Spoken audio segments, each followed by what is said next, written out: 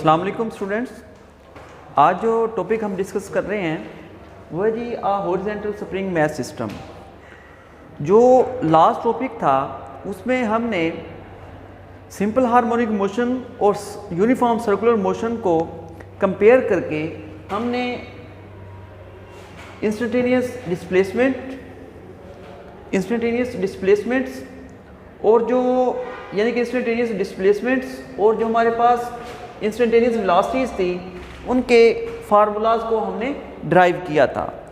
लेकिन वो जो ये वाले जो फार्मूलाज थे हमारे पास इंस्टेंटेनियस डिस्प्लेसमेंट और इंस्टेंटेनियस वेलोसिटी, ये कोई एक मखसूस जो सिस्टम था उसके लिए नहीं थे। तो इन्हीं फार्मूलाज की मदद से आज हम हॉरिजॉन्टल स्प्रिंग सिस्टम का इंस्टेंटेनियस डिस्प्लेसमेंट को डिस्कस करेंगे, उसके फार्मूला डिस्क्राइब करेंगे और इसी तरह जो इंस्टेंटेनियस वेलोसिटी है हॉरिजॉन्टल स्प्रिंग सिस्टम की उसको भी हम यहाँ पर ड्राइव करेंगे। जैसा कि हम जानते हैं हॉरिजॉन्टल स्प्रिंग मैथ सिस्टम, इसमें एक मैश है उसको स्प्रिंग के साथ अटैच किया गया है। ये पहले भी हम स्टार्ट में इसको डिस्कस कर चुके हैं। ये उसकी मीन पोजीशन है, ओरिजिन है, मीन पोजीशन ओ। ये इस वक्त रेस्ट की हालत में है या इस पॉइंट पर। जैसे ही इस स्प्रिंग पर जो जिसके साथ ये मैश अटैच है इस पर फोर्स लगाई जाती है तो ये अपनी मीन पोजीशन यहाँ से सीधा एक्सट्रीम पोजीशन की तरफ मूव करता है। जब इस पर फोर्स अप्लाई की जाती है इस स्प्रिंग पर तो ये मीन पोजीशन से ए पोजीशन की तरफ मूव करता है due to the applied force. लेकिन जब ये ए पर पहुंच जाता है इस पोजीशन ए पर तो रिस्टोरिंग फोर्स की वजह से ये दोबारा मीन पोजीशन ओ की तरफ मूव करता है। रिस्टोरिंग फोर्स जिसे कि हम माइनस के एक्स के बराबर लिखते हैं। ओ से लेकर ए तक उसने जो डिस्प्लेसमेंट तय किया उसको हम एक्स कहते हैं। रिस्टोरिंग फोर्स की वजह से ये वापस मीन पोजीशन की तरफ मूव करता है और इस रिस्टोरिंग फोर्स की वजह से इसमें एक्सेलरेशन भी पैदा होता है और वो हम कहते हैं, जैसा कि हम जानते हैं कि F = m में न्यूटन सेकंड लॉ, जो एक्सेलरेशन पैदा होता है रिस्टोरिंग फोर्स की वजह से उसे हम कहते हैं जी न्यूटन सेकंड लॉ के मुताबिक वो किसके बराबर होता है, ये F = m में। ये एक्सेलरेशन पैदा होता है रिस्टोरिंग फोर्स की वजह से। और फिर यहाँ पर जब ये मीन पोजीशन पर पहुँच जाता है तो इनर्शिया की वजह से ये यहाँ पर नहीं रुकता बल्कि ये आगे मूव करता है।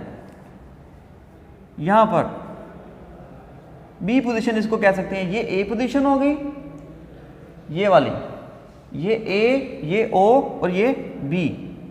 और फिर रिस्टोरिंग फोर्स की वजह से ये दोबारा ओ की तरफ मूव करता है, फिर ओ से ए की तरफ, ए से ओ से बी। इस तरह ये अपनी मोशन को रिपीट करता रहता है। लेकिन हमारा मकसद यहाँ पर एक्सेलरेशन को देखना है। तो यहाँ पर हमने देखा कि रिस्टोरिंग फोर्स = -kx और इसमें जो एक्सेलरेशन पैदा हो रहा है रिस्टोरिंग फोर्स की वजह से Newton second law F = m में। तो यहाँ पर देखें कि ये दोनों इक्वेशंस में जो लेफ्ट हैंड साइड है ये दोनों बराबर हैं। जब लेफ्ट हैंड साइड बराबर हैं तो राइट हैंड साइड भी एक दूसरे की क्या होगी, इक्वल होगी। तो -kx किसके बराबर आ जाएगा, = m में। और यहाँ से एक्सेलरेशन किसके बराबर है, एक्सेलरेशन = -k/m/x। और ये वही एक्सप्रेशन है जो कि हमने स्टार्ट वाले लेक्चर में सिंपल हार्मोनिक मोशन में जिसको डिस्कस किया था कि जो एक्सेलरेशन प्रोड्यूस होता है स्प्रिंग मैथ सिस्टम में या सिंपल हार्मोनिक मोशन में वो डिस्प्लेसमेंट के डायरेक्टली प्रोपोर्शनल होता है बट ऑपोजिट इन डायरेक्शन।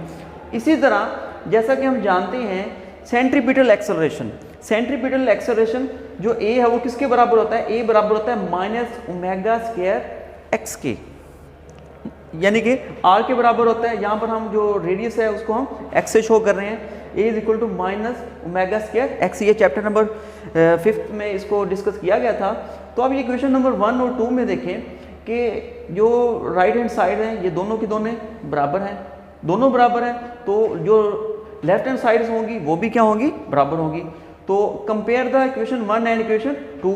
तो यहाँ से देखें जी minus k over m x is equal to minus omega square x. तो यहाँ से जो माइनस का साइन है ये कैंसिल हो जाएगा, ठीक है जी। उसके बाद जो x है ये x इस एक्सल से कैंसिल हो जाएगा, पीछे क्या रह जाएगा omega square is equal to k over m, k over M.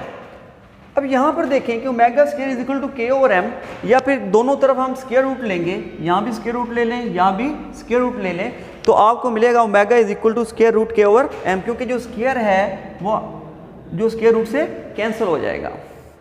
तो ओमेगा की वैल्यू किसके बराबर आ गई, के ओवर एम स्क्वायर रूट। यहाँ पर जो ओमेगा है ये एंगुलर फ्रीक्वेंसी को शो कर रहा है। जिस तरह देखें फ्रीक्वेंसी क्या है, फ्रीक्वेंसी को हम किस तरह डिफाइन करते हैं कि अगर कोई बॉडी यानी कि स्प्रिंग मैथ सिस्टम में मैथ को ही ले लेते हैं कि वो 1 सेकंड में कितनी वाइब्रेशन मुकम्मल करता है। अगर फ़र्ज़ करें कि 5 वाइब्रेशन मुकम्मल कर रहे हैं 1 सेकंड में, तो हम कहेंगे जी स्प्रिंग मैथ सिस्टम की फ्रीक्वेंसी कितनी है जी 5 है, यानी कि वो 1 सेकंड में 5 वाइब्रेशन मुकम्मल कर रहा है। इसी तरह अगर कोई बॉडी सर्कल में मूव कर रहा है तो हम कहेंगे कि कोई भी बॉडी सर्कल में कितने साइकिल्स कंप्लीट कर रहा है 1 सेकंड में। 1 सेकंड में वाइब्रेशन कितनी कंप्लीट हो रही है, तो उसे हम फ्रीक्वेंसी कहते हैं। इसी तरह कोई बॉडी जो सर्कल में मूव कर रहा है 1 सेकंड में कितने साइकिल्स कंप्लीट कर रहा है, कितने साइकिल्स कंप्लीट कर रहा है, तो उसे हम एंगुलर फ्रीक्वेंसी ओमेगा का नाम देते हैं। ओमेगा वाइब्रेशंस 1 सेकंड में, फ्रीक्वेंसी और साइकिल्स का कंप्लीट होना 1 सेकंड में। हो सकता है ये 10 साइकिल्स कंप्लीट हो रहे हों, तो हम कहेंगे जी उसकी फ्रीक्वेंसी कितनी है जी 1 सेकंड में कितने साइकिल्स कंप्लीट हो रहे हैं, 10 हो रहे हैं, ये उसकी फ्रीक्वेंसी है। तो यहाँ पर जो ओमेगा है वो एंगुलर फ्रीक्वेंसी को शो कर रहा है। तो यहाँ पर अब हम कैरेक्टरिस्टिक्स हैं of mass attach with the spring, इसको हम डिस्कस करते हैं। तो इसकी मदद से हम जो है वो टाइम पीरियड को कैलकुलेट करेंगे, इंस्टेंटेनियस डिस्प्लेसमेंट को, इंस्टेंटेनियस वेलोसिटी को। जैसा कि अभी हमने यहाँ पर प्रूव किया है कि ओमेगा किसके बराबर है, ओमेगा बराबर है k over m square root, omega is equal to k over m square root के बराबर है।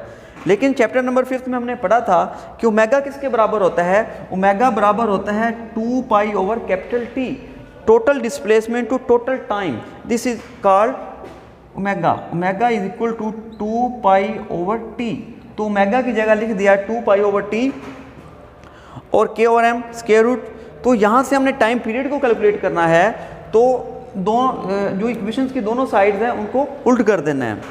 तो यहाँ पर देखें 2 पाई नीचे चला जाएगा और t ऊपर चला जाएगा, t ऊपर और 2 पाई नीचे। इसी तरह जो k ओवर m में जो k है वो ऊपर और m नीचे। और यहाँ पर हम टाइम पीरियड t की वैल्यू कैलकुलेट करना चाह रहे हैं, तो यहाँ से t किसके बराबर आएगा, t is equal to 2 pi m over k। तो ये वो फार्मूला है जिसकी मदद से हम स्प्रिंग मैथ सिस्टम की एक वाइब्रेशन का टाइम कैलकुलेट कर सकते हैं कि जो स्प्रिंग मैथ सिस्टम में मैथ है वो कितने सेकंड में एक वाइब्रेशन कंप्लीट करता है, तो उसे हम उसका क्या कहते हैं जी टाइम पीरियड कहते हैं। और टाइम पीरियड में अगर हम उसका मैथ का मालूम हो जाए कि जो स्प्रिंग के साथ अटैच है और स्प्रिंग कांस्टेंट यानी कि के स्प्रिंग कांस्टेंट है उस चीज़ को शो कर रहा है वो मालूम हो जाए, तो हमें उस स्प्रिंग मैथ सिस्टम का टाइम पीरियड मालूम हो जाएगा। उसके बाद देखते हैं जी instantaneous displacement. Instantaneous displacement simple harmonic motion में हमने ये प्रूव किया था कि जो projection N along the diameter move करता है डिस्प्लेसमेंट, उसका फार्मूला क्या है, x is equal to x naught sine omega t. तो अब ये हमने स्प्रिंग मैथ सिस्टम के लिए हमने इसको का फार्मूला ड्राइव करना है यहाँ से। तो x not sine omega T, यहाँ पर ओमेगा आ रहा है और ओमेगा की वैल्यू अभी हमने यहाँ पर ड्राइव किया है कि ओमेगा किसके बराबर है, omega is equal to k over m square root. तो ओमेगा की जगह हम लिख देंगे k over m square root. तो अब ये वाला जो डिस्प्लेसमेंट इंस्टेंटेनियस डिस्प्लेसमेंट का फार्मूला है अब ये मखसूस हो गया है स्प्रिंग मैथ सिस्टम के लिए। अब इस फार्मूला को हम सिंपल पेंडुलम के लिए यूज़ नहीं कर सकते, ये सिर्फ और सिर्फ ये इंस्टेंटेनियस डिस्प्लेसमेंट का फार्मूला है ये स्प्रिंग मैथ सिस्टम के लिए। ये हमारे पास जनरल एक्सप्रेशन था सिंपल हार्मोनिक मोशन का, और ये हमारे पास ये भी सिंपल हार्मोनिक मोशन है जो स्प्रिंग मैथ सिस्टम किया है, लेकिन ये सिर्फ और सिर्फ डिस्प्लेसमेंट का फार्मूला होगा सिर्फ और सिर्फ स्प्रिंग मैथ सिस्टम के लिए। उसके बाद जो नेक्स्ट एक्सप्रेशन है, नेक्स्ट फार्मूला है वो इंस्टेंटेनियस वेलोसिटी है। जो कि सिंपल हार्मोनिक मोशन में हमने इंस्टेंटेनियस वेलोसिटी का फार्मूला ड्राइव किया था, v is equal to omega x not square minus x square root के बराबर है। तो यहाँ पर हम लोग एक्स नॉट स्क्वायर को, यहाँ पर हम एक्स नॉट स्क्वायर को कॉमन लेंगे। तो कॉमन कैसे लिया जाता है कि इसको बाहर लेना है हमने, तो हम एक्स नॉट स्क्वायर से मल्टीप्लाई भी कर देंगे और डिवाइड भी कर देंगे। तो ये जो मल्टीप्लाई वाली टर्म है इसको बाहर ले जाएंगे, बाहर रखेंगे, और जो डिवाइड हो रही है टर्म एक्स नॉट स्क्वायर इसको अंदर डिवाइड कर देंगे।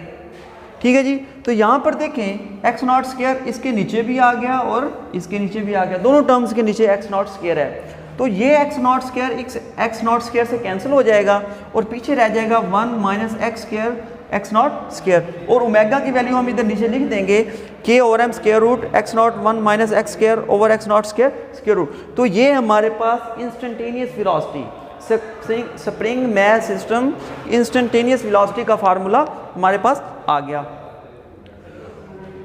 तो स्प्रिंग मैस सिस्टम में जो मैस मूव कर रहा है आगे पीछे, उसकी मैक्सिमम वेलोसिटी कब होगी, किस पॉइंट पर उसकी वेलोसिटी ज़्यादा होगी और उसका फार्मूला क्या होगा, उसको भी देख लेते हैं। स्प्रिंग मैस सिस्टम में जो मैस है उसकी वेलोसिटी सबसे ज़्यादा मीन पोजीशन पर होगी।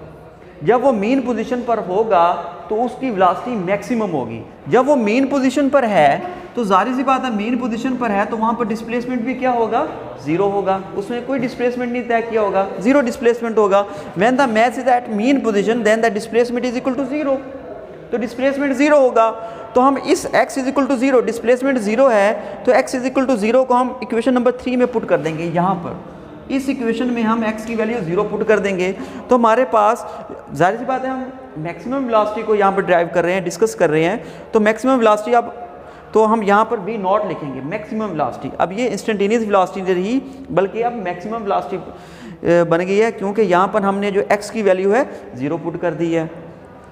तो देखिए zero over x not square zero हो जाएगा, 1 माइनस जीरो, और जो हमारे पास जो पीछे रकम रह जाएगी वो हमारे पास रह जाएगी जी k over m square root x not. तो ये वाला फार्मूला जो हमारे पास आ गया है ये मैक्सिमम वेलोसिटी का है। ये स्प्रिंग मैस सिस्टम की जो मैक्सिमम वेलोसिटी कब होती है मैस की, तो ये उसका फार्मूला है। तो अब इसको अगर मज़ीद थोड़ा सा अगर हमें इसको सिंप्लीफाई करें, इसको यूज़ करें कि हमारे पास फार्मूला है v is equal to k over m square root x not 1 minus x square over x not square. जैसा कि अभी हमने यहाँ पर ड्राइव किया है कि v naught is equal to k over m square root x not. तो यहाँ पर हम क्या करें कि k over m square root x naught is equal to v naught. तो हम क्या करेंगे कि k over m square root x not की जगह हम वी नॉट लिख देंगे। अभी यहाँ पर हमने प्रूव भी किया है कि k over m square root x not किसके बराबर है, वी नॉट के बराबर है।